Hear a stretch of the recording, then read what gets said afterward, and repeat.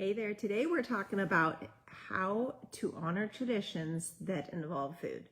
So I don't know about you, but for me, there are certain things that are served in my family, primarily at the holidays, right? Like usually the one time that my mom made those mashed potatoes that were really creamy was at Thanksgiving and Christmas, okay? So I'm guessing that you have a similar thing, because I think most people do, right? Like there are certain things that we grew up eating at the holidays. Those mashed potatoes, by the way, so good. They have butter and sour cream and cream cheese and garlic, and they're so yummy, but you hear all those things that are in there that are making them taste so good. So you can imagine that while really strictly dieting and working hard on my weight loss, those things used to stress me out a lot. Dishes like that, right? It's like, how do I handle that, right? Like, of course I want to lose weight, but of course I also want to eat it. And then when I ate it, I felt bad. And so in this live, I just wanted to share with you a couple of thoughts on how to handle these things and kind of creating a game plan so that you can be ready for Thanksgiving and feel good about your plan, okay? So 3 things that I would suggest to kind of help balance that whole thing about your goals and honoring traditions, okay? So first of all, I would look at prioritizing favorites. So when you think about all the things that are served at Thanksgiving, there's probably a couple of things that you actually enjoy. And so those are the things that's kind of how I do it. It's like, just enjoy those things this one day, right? And while we're on that note, let's not forget that no matter how this meal goes or how this week goes, this is one day, Thanksgiving, and likely one meal. And so no matter how it goes, you can always get back to your regular eating plan right after. So I think that is super helpful to remember, is it's just one meal.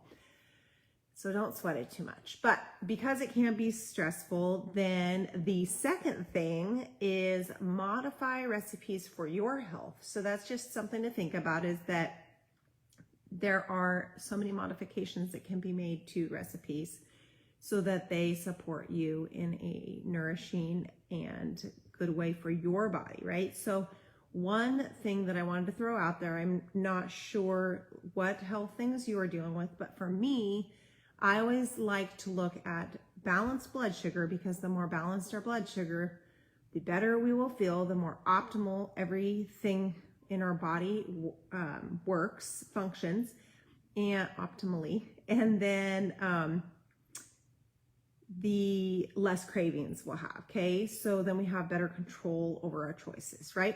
So the Trim Healthy Mama food plans, it's a meal plan or a diet that some gals came up with, is really focused on eating regularly and eating balanced meals, which supports to maintain regular blood sugar, like balanced blood sugar. And so those gals, they have, I don't know if they've come up with them, but other people, but my point being, on Pinterest, there is tons and tons of recipes. So this was super helpful for me last year in looking at what I wanted to make or to eat at Thanksgiving time. And then I looked on Pinterest and found a lot of recipes for all sorts of like cakes, pies, goodies, rolls, all the things. So Trim Healthy Mama is one avenue that I just wanted to suggest you could look at if you're looking at modifying recipes. By the way, like usual, take what works for you in this live and this information and leave the rest. So if that's just more, if that is not adding to your life, never mind about the Trim Healthy Mama thing. It's just an idea.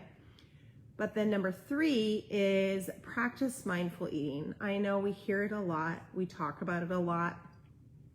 Sounds cliche. think that's the word I want to be using there. But the thing about mindful eating is like really slowing down and enjoying what you are eating. It's super helpful because honestly, I believe it's 15 minutes that it takes for your brain to recognize that your stomach is full.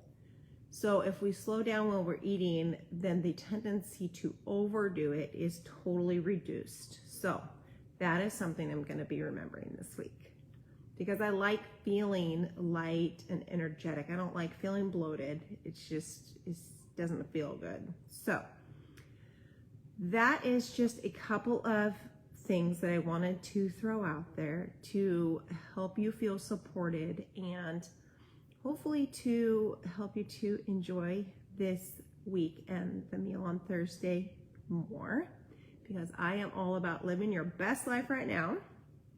So if you have any questions or you want more support, feel free to comment below or send me a message. And then last but not least, I wanted to make sure that you heard that I've got Beyond the Diet Phase 1 all ready to go. And that is a self-paced online course that is 9 steps, gives you a pathway for you to walk to food freedom. So I've taken all of these things that I've learned and practiced and utilized over the last 5 years and given you the very best tips so that you can get to where I am so much faster.